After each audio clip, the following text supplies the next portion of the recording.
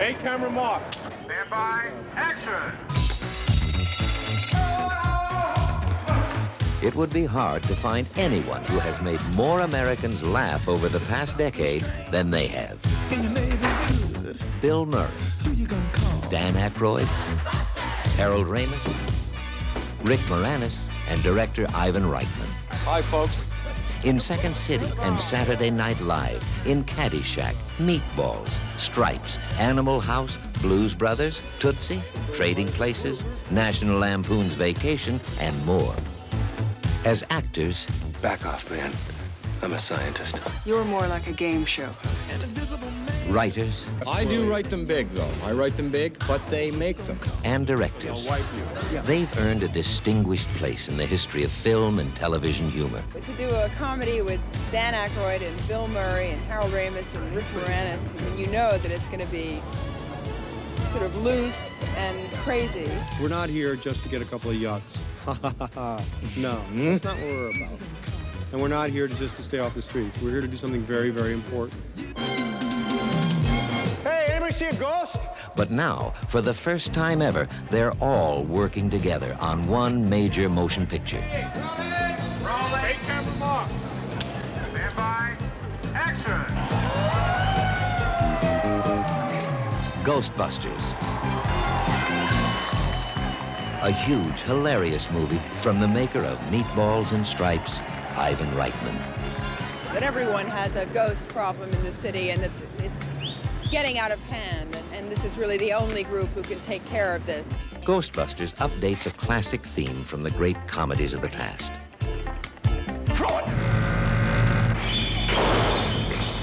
And combines it with some of the most spectacular special effects ever seen in a contemporary motion picture. What we did was just take the old comedy concept of ghost busting, ghost breaking that Abbott and Costello and that all those teams did. You see it? What was it? We'll get back to you. And we applied this new technology to it. Everyone knows we have something very good, you know. The crew knows it's funny. And they're so we clown around and everybody laughs. And it's infectious. I am the key master. There's something very strange about that man. Like Murray, Aykroyd, and Ramis, Rick Moranis got his start in comedy with the famed Second City troupe, which furnished much of the talent for both Saturday Night Live and SCTV. Are you the gatekeeper? Yeah, ghosts. They scare the pants off me. The polyester pants off me. How you doing? Why do you... Moranis brings a light touch to the role of Lewis, the swinging accountant. That's great. I'll tell everybody you're coming. We're going to play Twister. We're going to do some breakdancing. Hey, are you the gatekeeper? He also shares a unique comedic style with his Ghostbusters co-stars. You better bring him inside. Harold Ramis, co-writer of Animal House, Meatballs, and Stripes, and director of Caddyshack and National Lampoon's Vacation. Do you have any hobbies? I collect spores, molds, and fungus. Bill Murray, This city is headed for a disaster of biblical proportion. Well, what do you mean, biblical? What he means is Old Testament, Mr. Mayor. Real wrath of God type stuff. Exactly. Human sacrifice, dogs and cats living together, mass hysteria. Bill is like a brother and a partner to me. In fact, to work with him, it's like greased lightning. It's like jumping into the back seat of a Daimler and going for a ride. Dan Aykroyd, Sir, what you had there was what we refer to as a focused, non-terminal repeating phantasm or a class 5 full roaming vapor. Real nasty one, too. He's got a lot of problems. Look at the hair. He's a mess. That's right. it takes something extraordinary to shock a woman who survived the terrors of Alien. Your girlfriend lives in the corner penthouse of Spook Central. Sigourney Weaver plays Dana. That's a different look for you, isn't it? Are you the key master? There's no ego on this show, you know. It's very giving, which has been wonderful. Overseeing a production with the scale and scope of Ghostbusters is an enormous task. You have to go with the flow. But Ivan Reitman's talent and experience as a successful comedy director uniquely qualifies him for the job. He's a great laugher. I always used to think that was a drawback, because he's such an easy laugher. He laughs. Dan or myself or Harold can really just paralyze him, and he just falls down laughing. The way I try to influence things was to make it real. Action. To make the audience believe that everything they were watching could actually occur was probably happening. They felt that would make the audience more involved.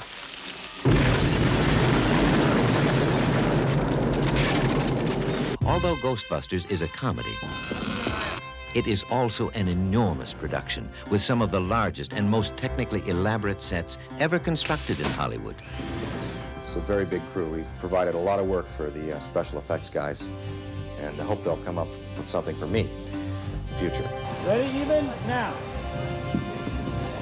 Okay. Heading the picture's design team is three-time Oscar winner John DeCure. We were looking for a production designer, someone with a great deal of experience that could handle the kind of size and problems that we were going to have in this film. As a production designer, my interests are in the total visual aspects of the film and how dramatically they work to execute Ivan's picture, the picture that he wants to make. I like to think that it magically appears, but of course nothing just appears. Perhaps DeCure's most impressive accomplishment is the enormous set constructed on Columbia's Stage 16. Well, the set is basically your average pre-Sumerian temple. This section of the set I'm holding here represents what we had on Stage 16, probably one of the most technical and expensive sets in the world. DeCure's sets have kept hundreds of craftsmen busy. But no one's been busier than the incredible special effects crew assembled by four-time Oscar winner Richard Edlund. We have a short schedule for this project and an enormous amount of work, and we wouldn't be able to do that had we not had the combined talent and the experience of having worked on several other effects pictures, such as Star Wars, Empire Strikes Back, Raiders, Poltergeist, E.T. We've been really lucky to I think, assemble one of the best effects crew ever assembled.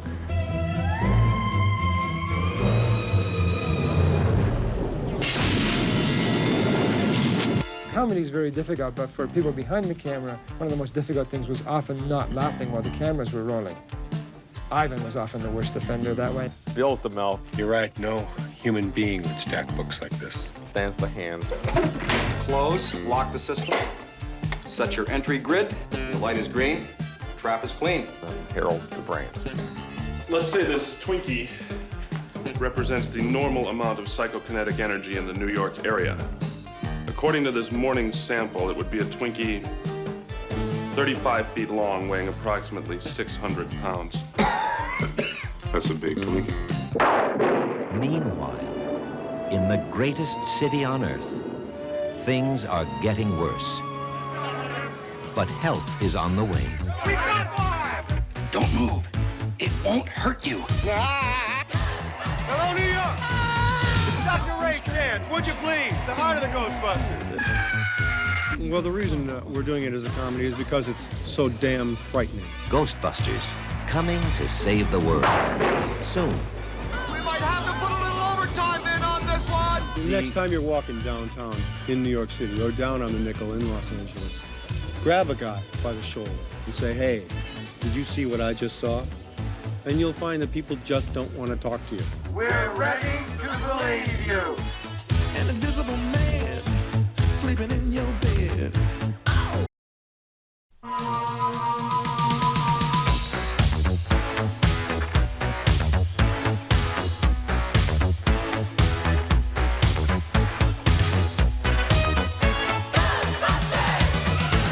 There's something strange in your neighborhood.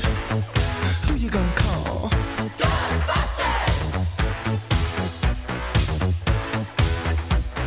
When you have a film that becomes a phenomenon all over the world, it's a wonderful thing. It just makes you feel good that you could touch the culture in that way. It sort of gives one, you know, as a director, you get a certain confidence from that. One day I read an article on quantum physics and parapsychology, and I thought, wouldn't it be great to marry this concept in a fantasy that there could actually be equipment that would enable one to, you know, entrap a phantom spirit. Oh, nice shooting, some ticks. Then when they came to me with the Ghostbuster concept, I had just finished directing National Lampoon's Vacation, the first one. And I really looked forward to working with Bill and Danny and Ivan on this one. I love the premise, and Ivan and I really saw eye to eye on how to reshape the script. I thought for this movie to be successful, that it was important for us to sort of really believe in the occurrences. If you just tell someone, you know, by the end of the movie, there's this marshmallow man who's 150 feet tall and he's walking down Central Park West, you can't believe it. So you have to try to figure out a series of steps that will allow that believability to occur. How we achieve that is by starting them in a very sort of mundane, realistic situation. They work at a university, they're scientists, they're not doing particularly well, they get kicked out, and they decide to set up a business themselves. Personally, I like the university. They gave us money and facilities. We didn't have to produce anything. You've never been out of college. You don't know what it's like out there. I've worked in the private sector. They expect results. And it's dealing with all those things in the sort of first act of the movie that makes you sort of believe in the truth of it. I believe that everything happens for a reason.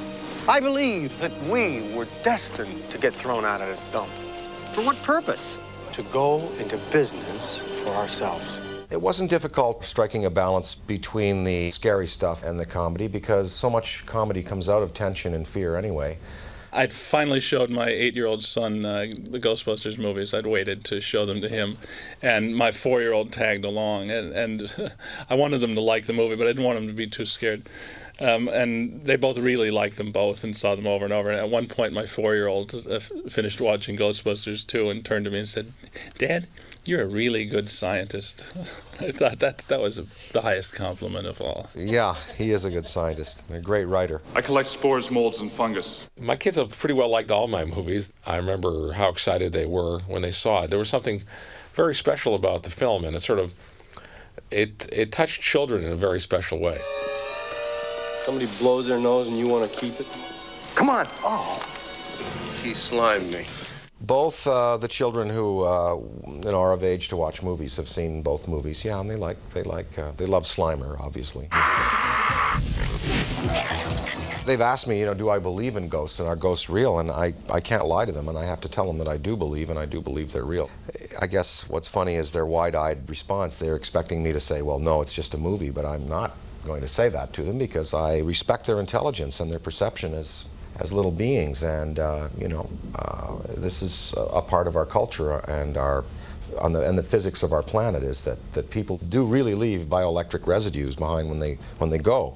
I guess it was kind of funny to see the kids' reactions when I actually sat them down and talked to them about it, and now they're fascinated by it as little researchers, and they love to hear ghost stories, and they will be equipped for some of the revelations that we're about to see in the new millennium. What he means is Old Testament, Mr. Mayor. Real wrath of God type stuff. Exactly. Fire and brimstone coming down from the skies. Rivers and seas boiling. 40 years of darkness, earthquakes, volcanoes. The dogs and cats living together. Mass hysteria.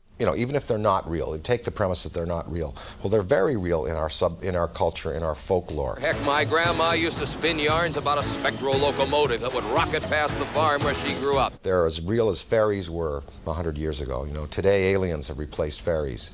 And you see them on bumper stickers and in shops, and you see the alien head, and we know about abductions, and everyone knows about Roswell. And whether it happened or not, or whether this is going on or not, it is part of our folklore, and I find that interesting from a sociological standpoint. You know what it could be? Past life experience intruding on present time. Could be erased memory stored in the collective unconscious. I wouldn't rule out clairvoyance or telepathic contact either. I'm sorry. I don't believe in any of those things. Well, that's all right. I don't either. And all of Murray's exchanges with Sigourney were great, because he was playing that kind of coy romantic thing while also being naughty, and as only Bill can do, We never talk anymore. Easy. I make it a rule never to get involved with possessed people. Actually, it's more of a guideline than a rule. I can... I want you inside me. Go ahead. No, I can't. Sounds like you got at least 2 people in there already. Might be a little crowded. When Billy and I, we sort of kind of had a little conversation in which we, I guess, acknowledged to ourselves how good the work was feeling. We are on the threshold of establishing the indispensable defense science of the next decade. Professional paranormal investigations and eliminations. The franchise rights alone will make us rich beyond our wildest dreams. You know, I'm often asked, when did you know that this movie was going to be as successful as it turned out to be? I guess we had maybe a little bit of a feeling halfway through that we might be making something special. Danny and I, as we were getting into this, we thought, this is going to be huge. This cannot fail. I think it was the first day of filming, one of the montage shots, which was 4 guys in full dress, backpacks, running around with traps in their hands. I had been sort of setting up the shot, and here they came as a group together.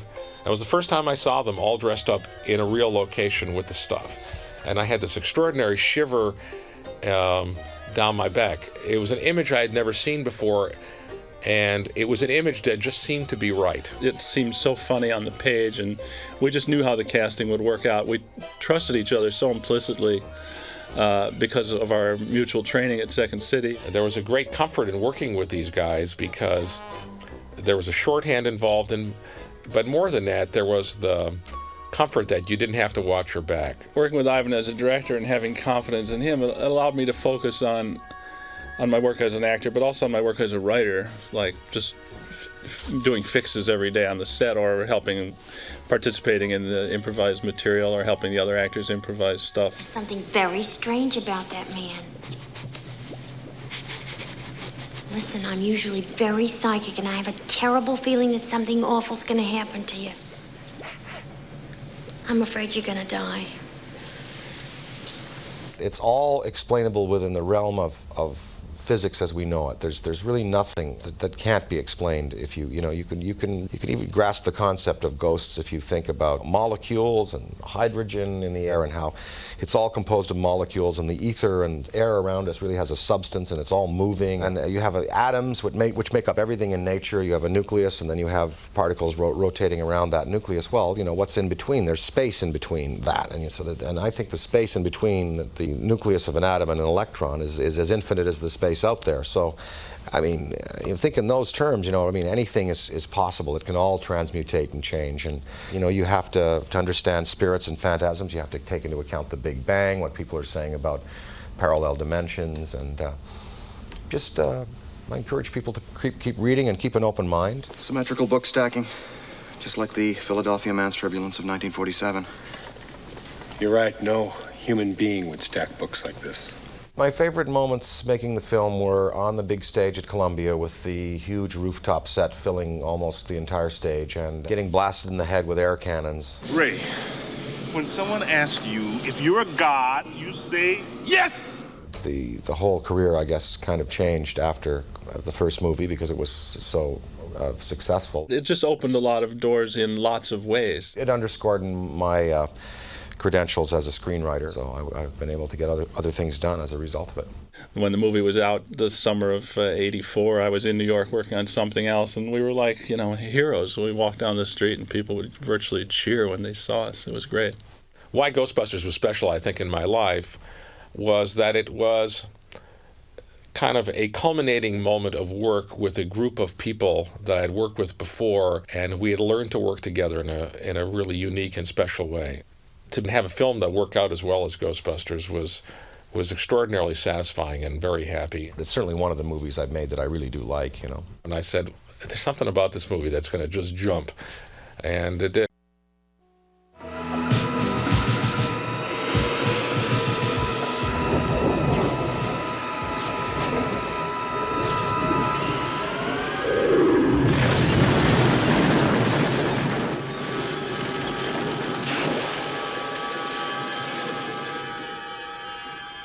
We have Richard Edlund, we have the EEG people, right. We have people who have done part of the Star Wars trilogy and Poltergeist. They want to make sure that all these effects that they use in Ghostbusters are different. Completely new.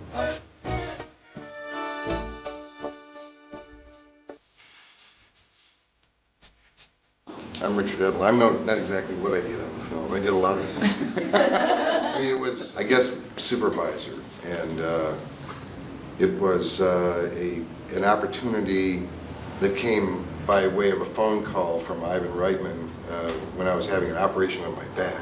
John Brunel was the visual effects art director on Ghostbusters.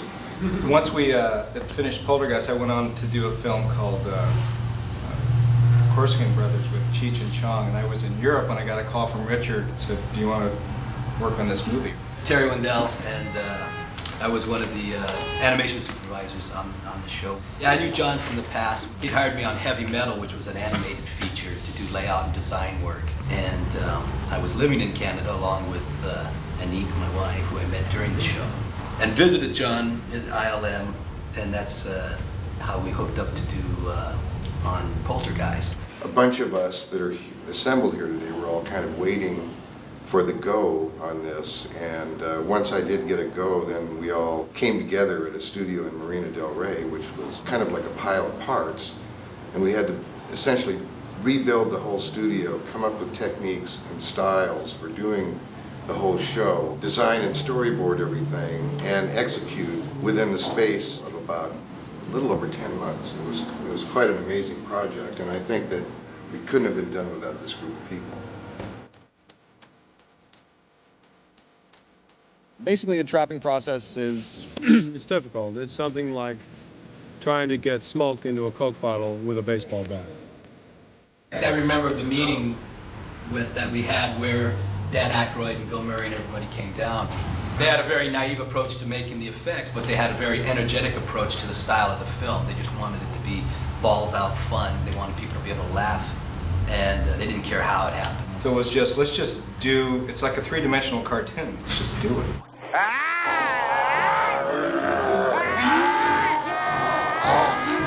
Normally, we came out of this sort of razor edge, laser light, Star Wars look, all bottom-lit animation. And this was all about throwing all that stuff away and just kind of coming up with something from our guts. He slimed me.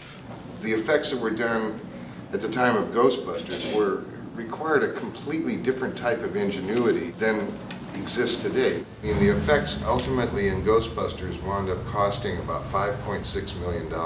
If we'd have done Dan's original script, it would have been $40 million in effects. So when Harold Ramis started working with Ivan on paring the script down, and we started going through and saying, we don't want to bring the Marshmallow Man out of the East River because it doesn't make sense. And secondly, it'll cost much more to do. The idea was to try to figure out how to most simplify this incredible mental explosion.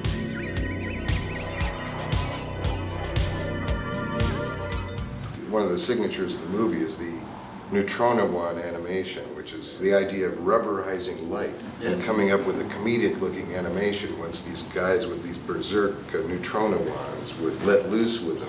One of the descriptions was this Neutrona wand was basically someone holding a thermonuclear accelerator on their back, and what would happen if they turned it on. The pack is a positron collider, and the wand or the stick is a neutrona thrower. It'd be like 1,000 times more powerful than one man holding a fire hose, and actually took explosions that were filmed on the stage and then rephotographed them with a technique that these guys developed called pin blocking, so he could miniaturize these little explosions. So like the tip of the gun had pyrotechnic explosions and flares and things laced in there with about 5 levels of classical animation that was also manipulated on the optical printer by Mark Vargo. So all this stuff put together just came out into this kind of wild thing.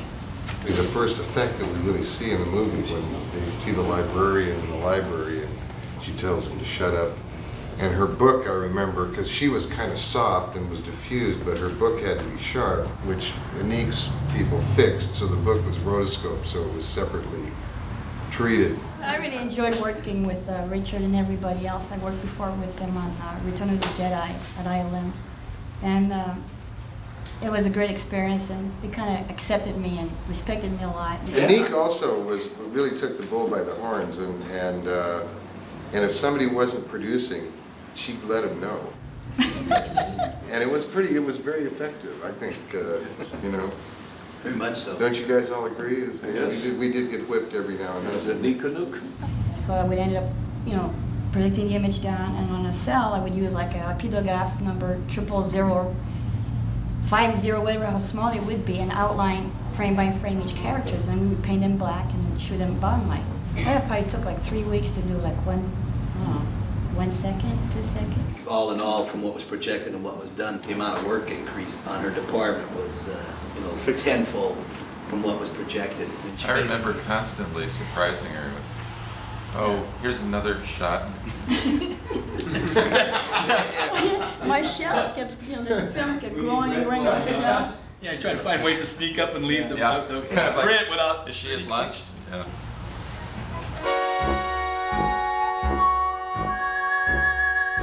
John DeCure, who always thought big, had found this location in New York, which was a building that went up X number of stories, and it was like Calvin Klein had the penthouse there. But we added about another 10 stories onto it with matte paintings for numerous shots. And there was a nice touch in that shot because I think Neil had thought of, he photographed me and Michelle and 2 or 3 others up high and inserted us in a balcony in a painting on the lower right side. So there was some movement because, you look down there and the cars aren't really moving, they're painted. As a matte painter, I mean, Michelle, who is probably one of the, if not the top matte painter in the business today, in my opinion. She's a little shy. The Onion Head is the green character that... known as Slimer. And there were some sequences where he was supposed to be up in the chandelier and there was a little guy made at great expense. We found out to make the proper streak that was needed for the shot, it wasn't small enough. And it being the 12th hour and needing to get the shot out, we ended up basically spray painting a peanut green. But it was moving quick. Yeah, so no one saw it. But the despicable, disgusting blob, as they call him. And I don't think anybody really knew that his inspiration, I remember talking to Dan Aykroyd, was Bluto from Animal House. Yeah, John Belushi. John Belushi was the inspiration of this. We're asking what this character's supposed to be. And Pee Wee Herman was going to be the Gozer at one point. And then it went to Grace Jones. Then it was Grace Jones, which is the line, aim for the flat top. The character of Lewis was John Candy, which ended up being Rick Moranis. But we had storyboarded the whole sequence with John Candy. And then we had shot these elements of this ghost. We had to make this really tight-fitting sort of gossamer gown that she was wearing. It's sort of flowing, and so she could float. And we shot her against black. To make a mold, everybody would sort of rub Vaseline delicately around certain places. And finally, she grabbed one of the guys and said, "Come on, let's just get on with this." And grabbed his hand and pushed him on there.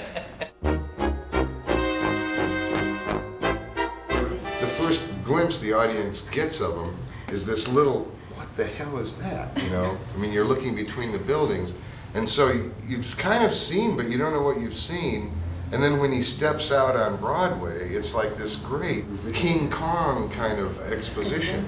I remember that forced perspective set we made of Central Park. We were just rolling model cars down the street. And some of them we radio controlled and drove one of them kind of haphazardly into a fire hydrant. It took several takes just to get the darn car to hit the fire hydrant, as it turned out. But when that fire hydrant went, you had that good spewing sand technique. Yeah, Pete Gerard made this little spray device that just shot fine sand up to simulate the water. The weird scale that we ended up at made a real problem for all the just populating the streets with vehicles. It turned out to be 1/18th scale.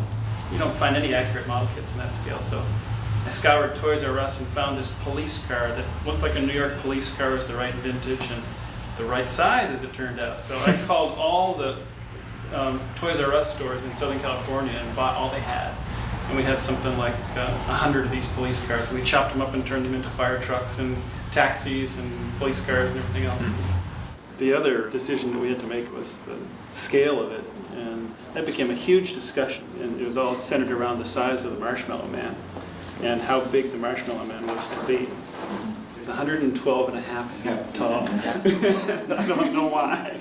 Between camera speeds, lighting, and his performance, he gave the character the volume. He actually made him 90 feet or 112 and a half feet tall. And he was doing this double bounce walk like a cartoon character, and it looked really, really stupid. And I remember Ivan, we sent over this footage and he just went, "Oh my God, how can this possibly be the end of my movie? I remember he got really nervous, and we kept saying, it's going to work, it's going to work. You haven't seen the finished suit. I mean, here we got him in this $25,000, $30,000 suit. We got 3 of them in the world. We set the guy on fire, he falls down. That's the universal signal of I'm in trouble, so we put him out. Well, there goes 20,000 bucks, and we got to try it again tomorrow night. We do it again, and he does it again. Then we hired Tony Caesar, and okay, all you got to do is step up on this box, slap the top of this church. Got it? Yeah, but I don't want to use the supplied air, right? Well, we argued for 10 minutes about the fact that he was going to have to be on supplied air because the foam on this thing was toxic. I won. All that marshmallow is basically shaving cream. And you had to mix it in 500-gallon batches. And it weighed like 500 pounds. Yeah. So when it hit the actor, it actually... Oh yeah, the OSHA guy. He didn't know that was going to happen to him. They said, just stand here, look around. And they dumped all that shaving cream on him in the middle of the street. And he didn't even know it was going to happen. He got really, really angry with everybody.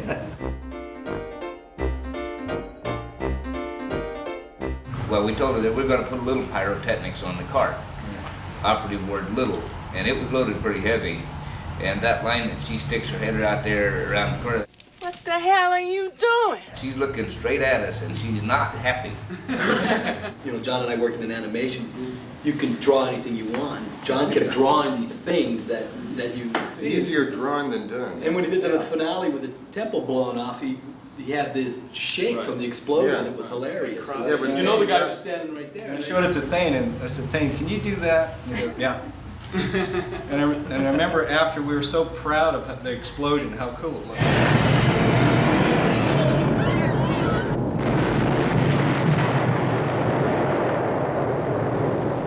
Mark came to me and said, how strong do you want me to make this building? I said, stronger than you can. So we welded up a frame out of 1/4-inch steel around the whole temple there, and I just couldn't believe that you needed it that strong. And then we started talking about deflector aprons to get the blast to shoot out the sides like the original illustration. Ivan said, but they would all have been killed. Well, yeah, that's the joke. That's the whole point. That's the joke. I mean, I was standing about 100 feet away when that thing went off, and I had stuff going over my head. I had the unique privilege of being hit in the head by one of the best pyromen in California. One of the errant benches on top of the temple went flying through the air, hit the plexiglass, careened off, and creased me in the skull. You've never been the same. Never been the same. At my own defense, I told Virgil, he came to me and says, where's it safe? I said, behind me somewhere.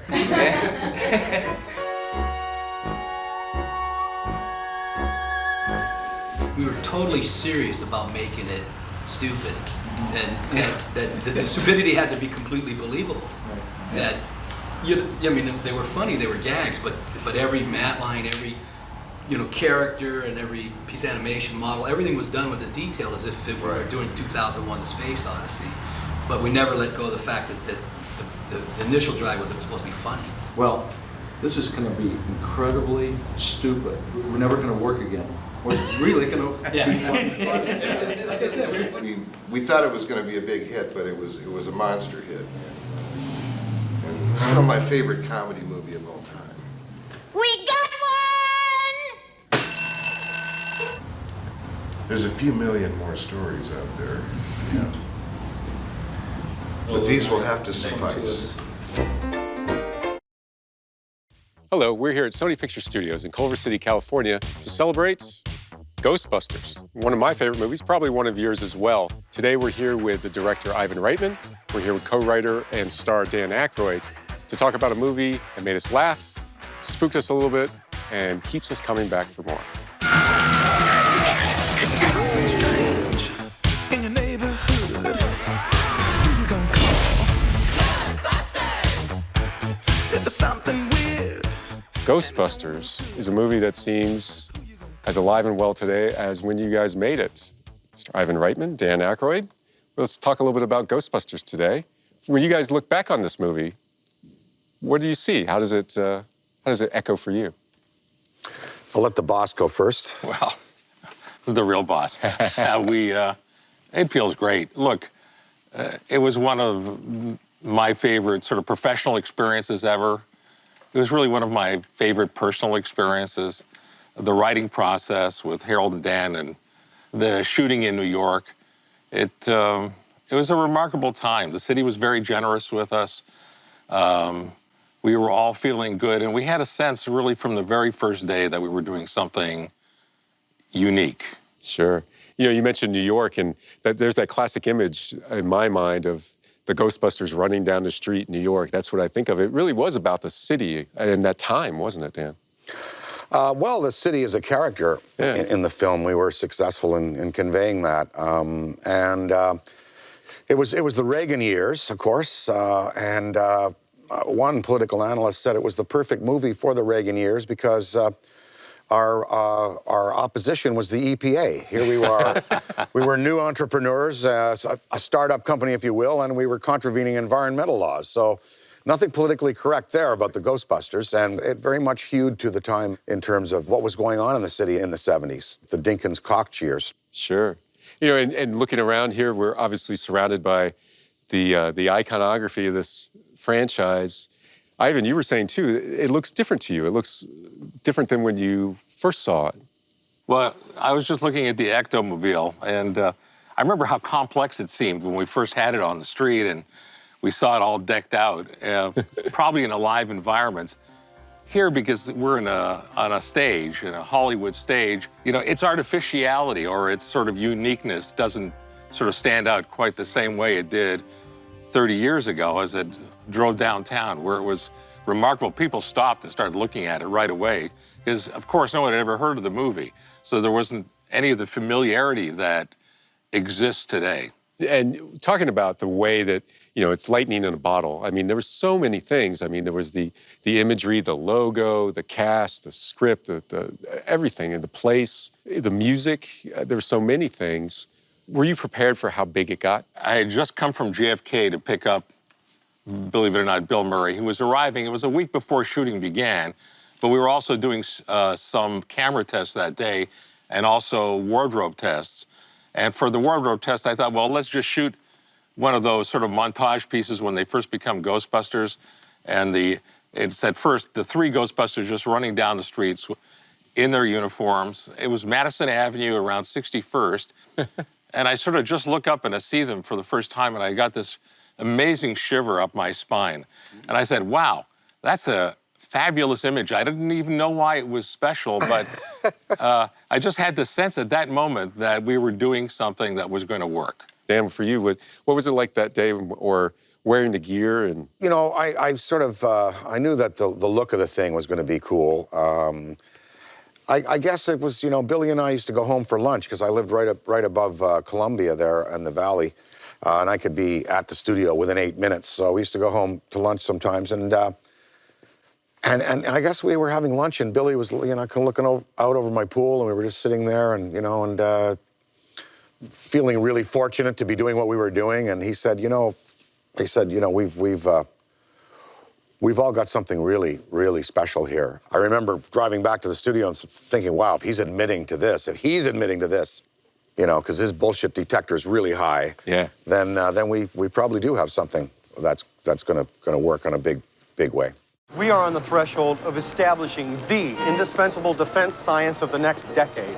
Professional paranormal investigations and eliminations.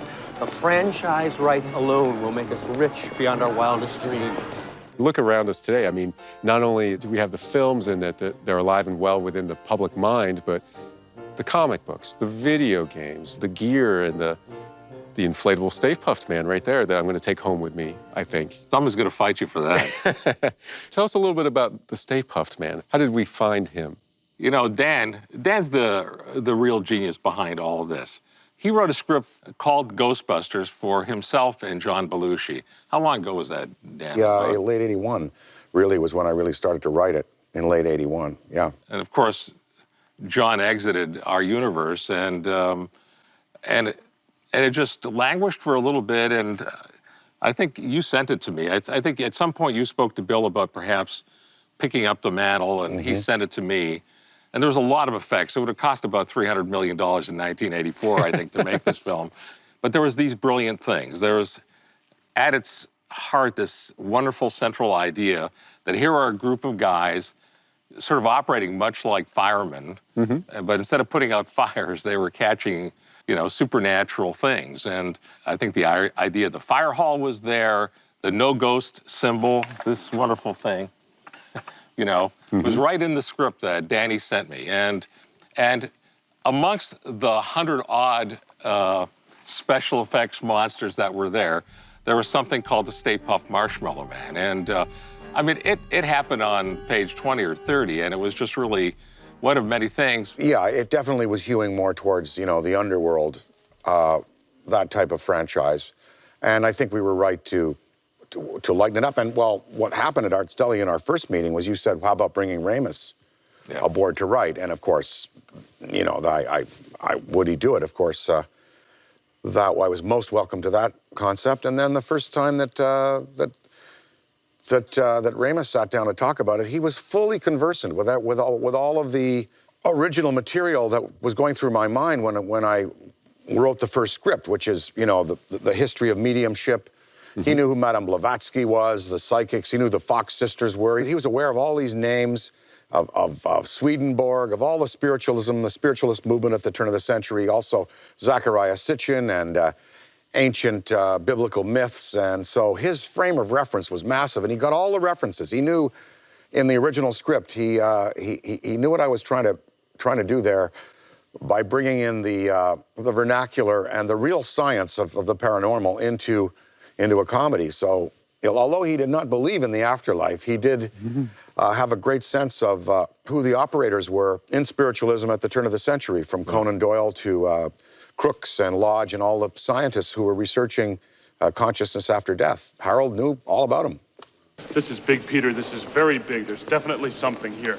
Egon, this reminds me of the time you tried to drill a hole through your head. Remember that? That would have worked if you hadn't stopped me. What else can you tell us about Harold and this project and just sort of the spirit he brought to it? I saw him not only as a writer, but as an actor. I produced a show off-Broadway called The National Lampoon Show with Bill Murray, Gilda Radner, Brian Doyle Murray, and Harold Ramis, and who am I leaving out? Somebody very famous, John Belushi.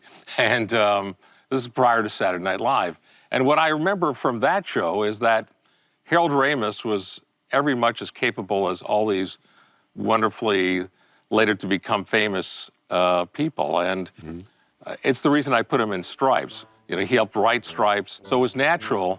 We were talking about Ghostbusters right after Stripes, and I thought he would be an extraordinary help in the writing. And also, he would be this sort of wonderful, odd duck in this trio of guys that then later becomes a quartet. It wouldn't have been the movie that it became without Harold, no doubt about it. Again, his intelligence, the breadth of knowledge that he had about quantum physics and spiritualism and myth, all the way through the material, his knowledge came into and he took to to great that use. character. That Egon character was so perfect for him. Yeah. And I remember him trying on that sort of, I think it's a 1940s jacket that our costume designer found, and that was it. He never took it off with the vest, and then we added that great haircut, and he just, brought himself, because he's not like that, really. But there's a part of him that's like that, and he was able to really create this very original character. Egon, I'm going to take back some of the things I said about you. The Steadicam at that point was cutting edge. That was your first work with it? In a film like this, I thought it was very important to shoot effective masters, where you see many of the characters in the scene work together. One of the remarkable things about watching these guys is how good they are together. And it's wonderful to see them in a performance where you don't just have to edit to each one. There's a real power to watching one of them do it and see the reaction shot on still in the frame and the other two guys doing something as well. And I felt the film should have a real fluid look to it. And Laszlo Kovacs was our cameraman, one of the great cameramen ever. He's no longer with us, unfortunately, and he just did this wonderful job and was able to meld. We did front of the lens mats through glass. which really people haven't used very much of in a long time. And we had puppets being sort of included into live action stuff. And it all worked pretty damn good for 1984. And it looks good now. I mean, in the same way that Star Wars looks good and Wizard of Oz, movies that have a complete and interior statement about their universe feels complete and whole. I mean, the movie feels true to itself, so it ages very well. Yeah, and John DeCure, who was the production designer, I think we worked with him. By the time I worked with John DeCure Sr., he was in his 80s. I think he was nominated 18 times for Academy Awards. I think the last of which was Hello, Dolly, or one of those great musicals. He built Cleopatra about 8 times. This whole idea of what that rooftop would work with the gates that open really came out of his extraordinary imagination. And we started building our writing around things that came from him, where I would present, to Harold and Dan, look, this is kind of rooftop. We added 8 stories to the building that's actually there at 65th and Central Park West. And even the use of the dogs, those dog statues and all the gargoyles, that sort of iconic visualizations in the movie, sort of all developed quickly as we were building in pre-production for the film. And it's such a sense of scale, too. Yeah, the scale, because he was the guy who did Cleopatra, so he was bringing some of that there. And it was that transitional moment where analog special effects were shifting over to digital special effects. Most of our effects, virtually all of the effects, were analog. Many of them were done live on the set, which was very helpful to the performers, and I think we got a lot of extra humor from it as well, because the actors had something really real to play with. Yeah. And I bombarded them with wind and wetness and slime, and so they were constantly in a kind of physical situation beyond just sort of playing the scene. We came, we saw, we kicked its ass. Did you see it? What is it? We got it! What is it? Will there be any more of them? Sir, what you had there was what we refer to as a focused, non-terminal repeating phantasm, or a class 5 full roaming vapor. Real nasty one, too. There's the script, there's the actor, and then there's performance, the triangle of it and where those connect. What's the character that seems the most different on the screen than on the page? Who was maybe the performer that took the character into a most surprising direction? Well, I guess you got to say Murray. I mean, we had the script, it was there, but... But you guys knew Murray's voice. We all knew Murray's voice. We'd all worked with him. And I'd say... He brought it, yeah. Oh, he brings an extraordinary amount of topspin and sort of adds his own stuff. I guess also Lewis, too, Moranis did a beautiful job. Words are just words there, and then with what he did with them, he's as vital to the success and the appeal of the movie as any one of the Ghostbusters.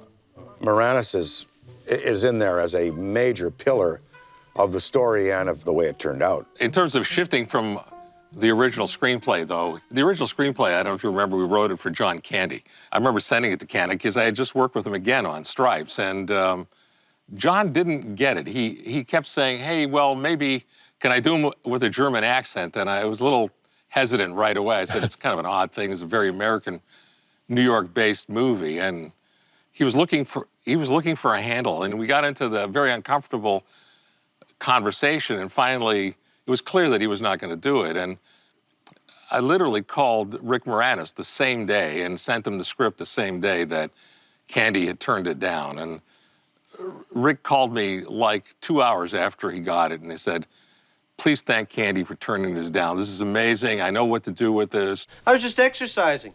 I taped 20-minute workout on my machine and played it back at high speed, so it only took 10 minutes. I got a great workout. Good. You want to come in for a mineral water or something? Oh, I'd really like to, Louis, but I have to go to rehearsal now. Excuse me. No sweat. So much of the movie is Rick. He holds up a whole part of it. His strength and his power as a performer is absolutely vital. It would be like, the Ecto without a transmission if he weren't in there. It's interesting that he could be so feckless but so likable. The audience loves him. Yeah. Even though the character comes across. That's what the great comic performers have. That sort of, they take us with them wherever they go, even when they go into some relatively dark, black place. Sure. I think what's special about these guys, they're the smartest guys in the room. Even when they're acting silly or when they're making mistakes. Are you, Alice, menstruating right now? What has that got to do with it? Back off, man. I'm a scientist. Ray, it's moving. Come on. There's something about high intelligence working in a kind of big physical way, in a physical comedy that is very endearing to our audience. Yeah, it helps the center hold too. I mean, as far as like, it feels like there's something to learn or have fun with as it goes along. We thank Harold for the elevated tone of a lot of it. And also the tradition at Second City of always just trying to be at the top of your intelligence, and then maybe you're going to reach the bottom of someone else's. Everything was fine with our system until the power grid was shut off by Dickless here. They caused an explosion. Is this true? Yes, it's true. This man has no dick. What were some of the things you would circle as you look back now as the challenge and opportunity of this movie? You know, the first challenge was how it got made and how quickly it got made, and how everyone involved from the creative side of it to the studio to the special effects team really took this huge gamble and leap. I really sort of did a 10-line pitch of the movie. There was the earlier draft, but it was really not true to what the movie was going to be that we were all setting off to make at that moment. And so I pitched that movie that was yet to be on paper. And I remember Frank Price asking, well, how much do you think it'll cost? And of course, I had no idea what it was going to cost. Stripes had cost $10 million, so I multiplied that by 3, and I said, well, 30, really just pulling the number out of thin air. And they said, okay, we'll do that. And I suddenly realized, oh, they're going to make this movie, and they just said yes. And he said, we'll make it with the cast that you just mentioned, and but you have to have it ready, I think it was June 9th or 10th, 1984. And so that was 13 months after that moment. There was no screenplay. We had the cast, and we had a brilliant idea, but there was no special effects team. You know, there was one great special effects house, Industrial Light and Magic, and it was already tied up doing the new Spielberg movie. And so we knew we couldn't go to them, and we had to create our own. Columbia actually fronted $5 million to Richard Edlund, and he started his own Boss Films, I think it was called, and it was the start of his own special effects house that was exclusively working on Ghostbusters. Wow. My favorite time on this whole movie, frankly, was when the three of us, Dan, Harold, and I, went to Martha's Vineyard. We each had a house. Aykroyd was already living there. And we spent, I think, 2.5 weeks around the July 4th weekend and basically hammered out this new draft of the script. In my basement, so we wouldn't look out at the sea, with an old Royal Electric typewriter. And it was just constantly being rewritten, re-edited, re-commented on. And really, by the time we left there, which was about the 10th of July, we had a pretty good script. It wasn't the script we shot, but it was enough of a script for us to sort of say, well, we need this character, we need that character down the hall, we need a woman. And, you know, I could start auditioning people. And while the rewriting continued. And we were shooting the movie in October, and it came out in June. And then as far as music, just like special effects, music is also a character, just like New York is a character. Music in this film, I mean, there's the great pop hit everybody knows, and then also there's Elmer Bernstein. Yeah, people, what's interesting, again, retrospectively, when you look back 30 years, in 1984, the Ray Parker hit was the #1 hit in the country for that year, and it's what people remembered. But really, when you watch the movie again, what's really resonant for viewers is Elmer Bernstein's remarkable score. I remember when he played me the very first main theme using the En Martineau, which is a 19th century keyboard instrument that sounds very much like a Moog synthesizer. And it's played in the vibrato of that high, sort of very spiritual, ghostly-like sound. And there's great weight in the score as well. I mean, he was a composer that really knew how to use a brass section and orchestrate for it. And all that weight sort of comes together to make these scenes really serious. And so by the time we're on top of that building in the last act, it's really working.